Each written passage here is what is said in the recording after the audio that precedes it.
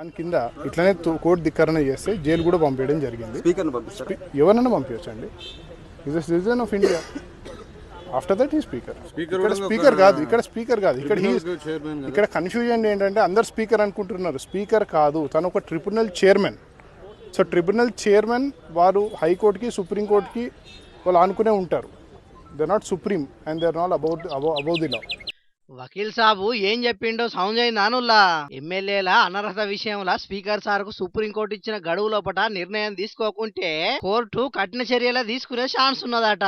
ఫిరాయింపు ఎమ్మెల్యేల మీద వచ్చే వారం లోపలనే స్పీకర్ సారు నిర్ణయం తీసుకోవాలి. లేకుంటే స్పీకర్ కోర్టును ధిక్కరించినట్టే అయితది. స్పీకర్ కు రాజ్యాంగ రక్షణ లేదని ఇదివరకే చెప్పినాం కాబట్టి కొత్త సంవత్సరం ఎక్కడ జరుపుకోవాలనో ఆయననే డిసైడ్ చేసుకోవాలని గట్టి వార్నింగ్ ఇచ్చింది పెద్ద కోర్టు. పార్టీ మారిన 10 మందిలా ఇప్పటి వరకు 8 మంది మాత్రమే స్పీకర్ సార్ తోని మాట్లాడిర్రు. వాళ్ళు మేము ఇంకా కూడా బీఆర్ఎస్ పార్టీలనే ఉన్నాము, మేము పార్టీ మారలేదని ఖరాఖండిగా చెప్పిర్రు. ఇక ఎమ్మెల్యేలు కడియం శ్రీ గారి దానం నాగేంద్ర అయితే అసలు దీని మీద సప్పుడే వేయలేదు.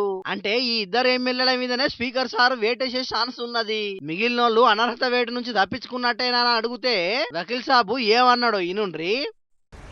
ఆ రోజు నేను అదే చెప్పాను, ఈ రోజు అదే చెప్తాను, రేపు కూడా ఇదే చెప్తాను. 100% 10 స్థానాలకు ఉప ఎన్నికలు వస్తాయి.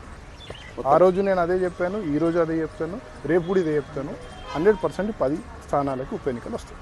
విన్నారు కదా, 10 స్థానాలకు పక్కాగా ఉప ఎన్నికలు వస్తాయట. 10 మంది ఎమ్మెల్యేలు పార్టీ మారినట్టు పక్కాగా ఆధారాలు ఉన్నాయట.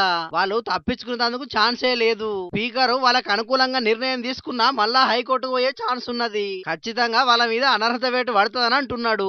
ఇక మొన్నట్లనే కలకత్తా హైకోర్టు పార్టీ మారిన ఎమ్మెల్యే ముకుల్ రాయ్ మీద అనర్హత వేటు వేసింది కాబట్టి చూడాలి మరి రాబోయే రోజుల్లో మన దగ్గర పార్టీ మారిన ఎమ్మెల్యేల ముచ్చట్ల ఏం జరుగుతుందో.